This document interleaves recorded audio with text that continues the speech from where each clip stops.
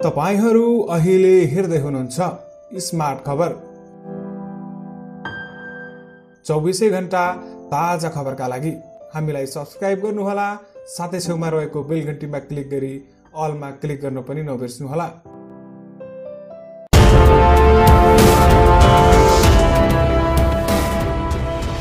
दर्शकवृन्द, स्वागत छ तपाईहरूलाई हाम्रो च्यानल स्मार्ट खबरमा। देशभरि महामारीले नराम्रो अवस्थामा पुर्याएको छ।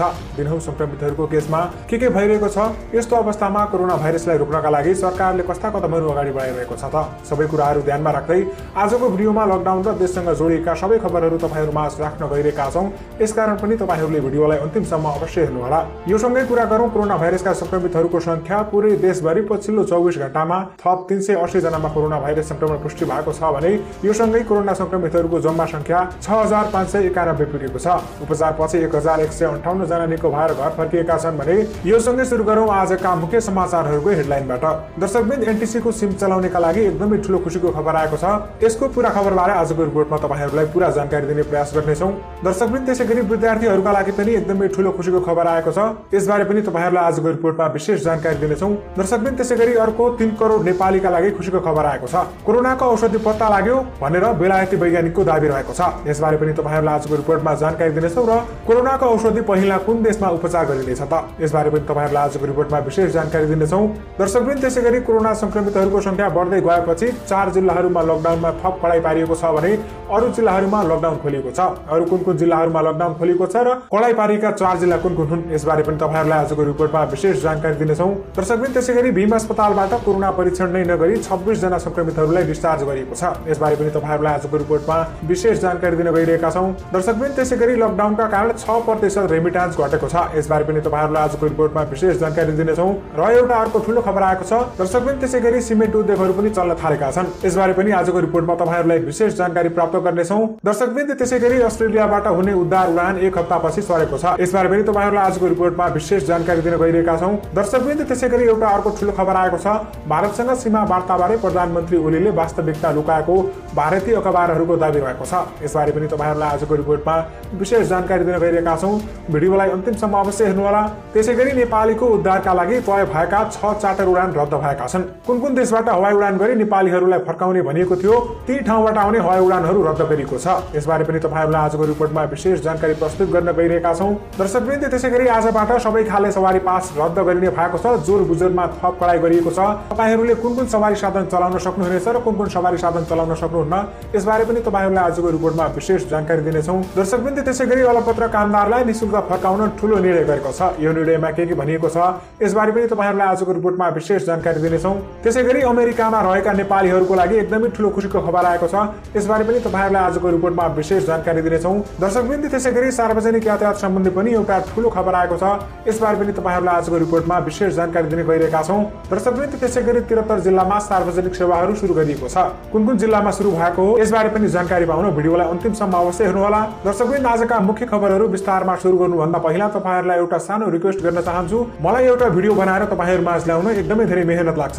तपाईहरूले यसको लागि यो भिडियोलाई एउटा सानो लाइक गर्नुहोला, साथै छेउमा रहेको रातो बटन सब्स्क्राइब बटनमा क्लिक गरी सँगै रहेको बेल घण्टीमा क्लिक गरेर अललाई सिलेक्ट गर्न पनि नबिर्सनुहोला। दर्शकवृन्द, त्यसैगरी अब लागौँ आजका मुख्य खबरहरूतर्फ। आजका मुख्य खबरहरूमा पहिलो खबर रहेको छ। नेपाल टेलिकमले आफ्ना सेवाहरूमा लाग्ने विलम्ब 7 असारसम्म मिनाहा गर्ने निर्णय गरेको छ। नेपाल टेलिकमले आज एक विज्ञप्ति प्रकाशन गरेर टेलिकमको सेवा प्रयोग गरे बापत तिर्नुपर्ने महसुलमा 8 असारबाट विलम्ब शुल्क लाग्ने बताइएको छ। त्यसैगरी जीएसएम मोबाइल डाटा सेवा र सीडीएमए मोबाइल डाटाको सेवाको आधारभूत दरमा उपलब्ध गराइएको क्रमशः 30% र 27% छुट पनि टेलिकमले 1 असारबाटै लागू हुने गरी कटौती गरेको छ। नेपाल टेलिकमका प्रवक्ता राजेश जोशीका अनुसार नेपाल टेलिकमले ग्राहकलाई भोइस तथा डाटा सेवामा उपलब्ध गराउँदै आएको र स्टे कनेक्टेड अफर कायमै राखेको छ। दर्शकवृन्द, त्यसैगरी नेपाल दूरसञ्चार प्राधिकरण र नेपाल टेलिकम बीच 21 वैशाख 2074 मा ब्रोडब्यान्ड इन्टरनेट प्रोजेक्टका लागि भएको सम्झौता अनुसार भूकम्प प्रभावित जिल्लाहरू नुवाकोट, रसुवा, काभ्रेपलाञ्चोक र सिन्धुपाल्चोकका 760 स्थानमा टेलिकमले 2 वर्षका लागि ब्रोडब्यान्ड इन्टरनेट सेवा शुल्क निशुल्क जडान तथा मर्मत सुविधा दिएकोमा प्राधिकरणको अनुरोध अनुसार 30 जेठ गतेदेखि लागू हुने गरी थप 2 महिना निशुल्क सेवा दिन लागि जोशीले बताएका छन्। दर्शकवृन्द, त्यसैगरी अब लागौँ अर्को ठूलो खबरतर्फ। कोरोनाको उपचारमा क्रम भङ्ग भएको बेलायती वैज्ञानिकहरूको दाबी कोरोनाको औषधि पत्ता लागेको छ। बेलायतमा वैज्ञानिकहरूले कोभिड-19 रोग विरुद्ध सस्तो र सबैतिर उपलब्ध उपचार पत्ता लगाएको दाबी गरेका छन्। उनीहरूले सामान्य स्टेरोइड औषधि डेक्सामेथासोनको उपयोगबाट कोरोना विरुद्धको ठूलो सफलता हासिल गरेको उल्लेख गरेका छन्। यो औषधिले भेन्टिलेटरमा पुगिसकेका गम्भीर बिरामीहरू मध्ये 1/3 जीवन रक्षा गर्ने र अक्सिजन लगाउनु पर्ने बिरामीहरूको पनि उल्लेखमा जीवन बचाउने उल्लेख गरिएको छ। कोरोनाबाट विभिन्न स्तरमा संक्रमित बिरामी गरिएको परीक्षणमा यस्तो आंकलन गरिएको हो। यो औषधिलाई महामारीको सुरुमा नै प्रयोग गर्न सकिएको भए 4 देखि 5,000 मानिसहरूको जीवन रक्षा गर्न सकिने अनुसन्धानको सह नेतृत्व गरिरहेका अक्सफोर्ड विश्वविद्यालयका एक प्रोफेसर मार्टिन लान्ड्रे भन्छन्। कोरोना संक्रमण भएर अक्सिजन दिइरहेका वा भेन्टिलेटरमा रहेका बिरामीहरूलाई डेक्सामेथासोन दिएमा उनीहरूको जीवन रक्षा हुन सक्छ र यसको मूल्य पनि एकदमै सस्तो रहेको छ। टेलिग्राफमा प्रकाशित खबर अनुसार यसको मूल्य केवल 5 पाउन्ड स्टर्लिङ अर्थात 770 नेपाली रुपैयाँ पर्न जान्छ। यो मूल्यमा उपचारको पुरै कोर्स पूरा गर्न सकिन्छ। भारत जस्ता मुलुकहरूमा त $1 लाख भन्दा कम पार्न सक्छ। अनुसन्धानका अर्का सह नेतृत्व गरेका पिटर होर्बी भन्छन्, डेक्सामेथासोन सुनिएको कम गर्नका लागि र अन्य रोगहरूमा पनि व्यापक रूपमा प्रयोग हुने सामान्य स्टेरोइड हो। यसले कोभिड-19 को मृत्यु दर घटाउन काफी मद्दत पुर्याउनेछ भनेर उनले बताएका छन्। दर्शकवृन्द, त्यसैगरी विद्यार्थीहरूको लागि एकदमै ठूलो खुशीको खबर आएको छ। आजदेखि देशभर रेडियो तथा टेलिभिजनबाट पढाइ हुन थालेको छ। कोरोना महामारीका कारण विद्यालय खुल्न नसकेपछि सूचना प्रविधिको प्रयोगबाट देशभर पढाइ हुन लागेको हो। शिक्षा विज्ञान तथा प्रविधि मन्त्रालयले 18 जेठमा वैकल्पिक प्रणालीबाट विद्यार्थीहरूको सिकाइ सहजीकरण निर्देशिका 2077 जारी गरी असार 1 गतेदेखि अनिवार्य कार्यान्वयन गर्न आग्रह गरेको थियो। सोही बमोजिम आजदेखि रेडियो टेलिभिजन मार्फत भर्चुअल शो अध्ययन सामग्री लगायत विधिबाट वैकल्पिक अध्ययन सुरु भएको हो। सामुदायिक तथा निजी विद्यालयमा आजदेखि टेलिभिजन मार्फत पढाइ सुरु हुन लागेको हो। शिक्षा तथा मानव स्रोत विकास केन्द्रले तयार पारेका पाठ्यक्रम र पाठ्यपुस्तकमा आधारित भई उत्पादन गरिएका विषयगत पाठहरू प्रसारण गरिनेछ। गत 11 चैतदेखि जारी लकडाउनका कारण शिक्षण संस्थाको पठन पाठन तथा परीक्षा स्थगन गरिएको छ। कक्षा 1 देखि 8 सम्मको एनटिभी प्लसमा बिहान 10 बजेदेखि अपराह्न 3 बजेसम्म 5 घण्टा पठन पाठन गरिनेछ भने लकडाउनका कारण विद्यालय तहमा अध्ययनरत 77 लाख विद्यार्थी प्रभावित बनेका छन्। सामुदायिक क्षेत्रमा 57 लाख र निजीका 20 लाख गरी 77 लाख विद्यार्थी आजदेखि वैकल्पिक अध्ययनमा जान लागेका हुन्। दर्शकवृन्द, त्यसैगरी अब लागौं अर्को ठूलो खबरतर्फ। कोरोना संक्रमित बढेपछि 4 जिल्लाहरूमा लकडाउन कडा पारिएको छ। लकडाउन खुकुलो बनाएको सरकारले 4 जिल्लालाई कोरोना हटस्पट जिल्ला घोषित गर्दै जोखिम कम नभएसम्म लकडाउनलाई कडाइका साथ लागू गर्ने निर्णय गरेको हो। कोरोना संक्रमणको उच्च जोखिममा रहेका सर्लाही, रौतहट, कपिलवस्तु र दैलेखलाई हटस्पटको सूचीमा राखेर तत्काल अत्यावश्यक बाहेक कुनै पनि काम कारबाही सुचारू गर्न गृह मन्त्रालयले निर्देशन दिएको हो। दर्शकवृन्द, त्यसैगरी अब लागौं अर्को ठूलो खबरतर्फ। अस्ट्रेलियाबाट यही असार 3 गते यानि कि आज हुने भनिएको उद्धार उडानमा स्थगित भएको छ। दूतावासले सो दिनको उडान प्राविधिक कारणले सम्भव नभएको भन्दै नयाँ मिति सार्वजनिक गरेको छ। दूतावासले जारी गरेको सूचना अनुसार अस्ट्रेलियाको सिडनीबाट अब असार 9 गते अर्थात 23 जुनमा पहिलो चार्टर उडान हुनेछ। यसैगरी दोस्रो चार्टर उडान मेलबर्नबाट असार 12 गते अर्थात 26 जुनमा दूतावासले जारी गरेको सूचनामा उल्लेख छ। 2 जुनसम्म नेपाल फर्कने फारम भरेका नेपाली नागरिकहरू मध्ये नेपाल सरकारले तोकेका प्राथमिकताका आधारमा पहिलो र दोस्रो सूचीमा परेकाहरूलाई कन्फर्मेसनका लागि इमेल गरिएको दूतावासले जनाएको छ। फारम भरेका अन्य व्यक्तिहरूलाई पनि क्रमशः इमेल गरिने सूचनामा उल्लेख गरिएको छ। दर्शकवृन्द, त्यसैगरी अब लागौं अर्को ठूलो खबरतर्फ। प्रधानमन्त्री केपी शर्मा ओलीले नेपाल भारत सीमा विवाद बारे भारतसँग वार्ताको पहल बारे नेपालको संसद र पार्टीका अन्य नेताहरूलाई वास्तविकतामा जानकारी नगराएको दावी एक भारतीय अखबारले गरेको छ। द हिन्दू अखबारले स्रोतलाई उद्धृत गर्दै जनाए अनुसार प्रधानमन्त्री ओलीले देशको संसद र अन्य नेताहरूलाई वार्ताका सन्दर्भमा भारतीय धारणा बारे वास्तविक जानकारी गराएका छैनन्। सरकारले कालापानी, लिपुलेख र लिम्पियाधुराको विवादका सन्दर्भमा भारतसँग वार्ताको प्रस्ताव गरे पनि भारतले वार्ताका लागि चासो नदेखाएको आरोप लगाउँदै आएको छ।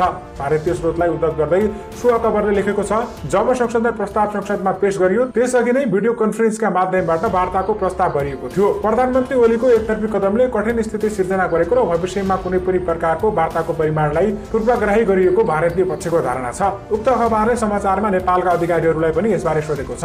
नाम नखुलाइएका ती अधिकारीहरूले भारतबाट वार्ताको प्रस्ताव नआएको दावी गरेका छन्। समाचारमा भारतले वार्ताको प्रस्ताव पहिले गरेको थियो भन्नेबारे खुलाइएको छैन, तर भारतले वार्ताका लागि प्रस्ताव पठाएको विषयलाई लुकाएर प्रधानमन्त्री ओलीले संशोधित नक्सालाई संविधान समेट्न, संविधान संशोधन गराउन अग्रसर रहेको समाचारमा दावी गरिएको छ। प्रतिनिधि सभाले नेपालको नयाँ नक्सा राजनीतिक तथा प्रशासकीय नक्सालाई समेटेर देशको निशान छाप संशोधन गर्ने प्रस्ताव सर्वसम्मत स्वीकृत गरिसकेको छ। संविधान संशोधनको उक्त विधेयक राष्ट्रिय सभामा विचाराधीन छ। दर्शकवृन्द, त्यसैगरी नेपालीहरूको उद्धारका लागि तय भएका 6 चार्टर उडानहरू रद्द गरिएका छन्। सरकारले तय गरेको कार्यतालिका अनुसार आज साउदी, कतार, युएई, मालदिभ्सबाट नेपालीहरू फर्कन पर्ने हो। तर यी देशबाट हुने उडानहरू त्यहाँ रहेका नेपालीहरू दूतावासले रद्द गरिसकेका छन्। खाडीका देश र मालदेशबाट फर्कने 6 वटा उडान अहिलेसम्म रद्द भएका छन्। साउदीको दमामबाट असार 1 गते हुने भनेको हिमाल एयरलाइन्सको उडान रद्द भएको छ। यस्तै असार 1 गते नै मालदेशबाट त्यहाँमा समस्या परेका नेपालीहरूलाई फिर्तीका लागि हुने गरी निश्चित भएको लकडाउन पनि रद्द भएको हो। युएईबाट हिजो मंगलबार र भोलि बिहीबारलाई तय भएको उडान पनि रद्द भएको छ। दर्शकवृन्द, त्यसैगरी कतारको दोहाबाट हिजो मंगलबार हिमालय एयरलाइन्स र आज बुधबार हिमालय एयरलाइन्स मार्फत हुने चार्टर उडान रद्द भएको हो। दर्शकवृन्द, त्यसैगरी अब लागौं अर्को ठूलो खबरतर्फ। काठमाडौँ उपत्यकाभित्र जारी भएका सबै सवारी पासहरू रद्द गरिएको छ। गृह मन्त्रालयले आजबाट सबै प्रकारका पास रद्द गरेको जानकारी दिएको हो। जिल्ला प्रशासनले लगायत विभिन्न निकायहरूले लकडाउनको समयमा सवारी पास जारी गरेका थिए, तर अब जोर बिजोर प्रणाली लागू भइसकेपछि पास आवश्यक नपर्ने भन्दै रद्द गराएको गृह मन्त्रालयले जानकारी दिएको छ। पूर्ण रूपमा अब जोर बिजोर प्रणाली पालना गर्नुपर्ने छ।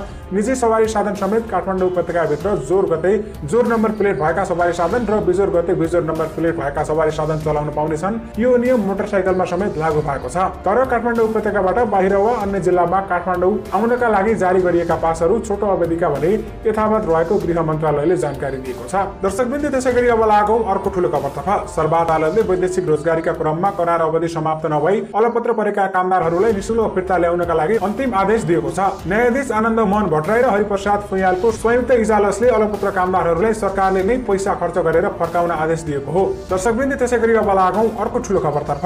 अमेरिकामा रहेका नेपालीहरूलाई लिएर 4 वटा जहाज नेपाल आउने भएका छन्। अमेरिकामा रहेका नेपाली दूतावासले यही 9 र 11 गते 2 वटाका दरले 4 वटा जहाज नेपाल उडानका लागि सम्झौता भएको जनाएको छ। दूतावासका अनुसार 9 गते न्युयोर्कबाट टर्किश एयरलाइन्स र वाशिंटनबाट कतार एयरवेजले नेपाली लिएर काठमाडौँ उडान गर्नेछन्। यस्तै 13 गते शिकागोबाट टर्किश एयरलाइन्स र ड्यालसबाट कतार एयरवेजले उडान गर्नेछन्। यसका लागि भाडा भने यात्रुले नै तिर्नुपर्ने भएको छ। दर्शकवृन्द, त्यसैगरी नेपालका 63 जिल्लामा सार्वजनिक सेवाहरू सुरु गरिएको छ। यो सँगै आजका सबै खबरहरू तपाईहरुमाझ प्रस्तुत गरिसकेका छौं। फेरि पनि तपाईहरुमाझ नयाँ रिपोर्टको साथमा उपस्थित हुने नै छौं। अहिलेलाई भने मलाई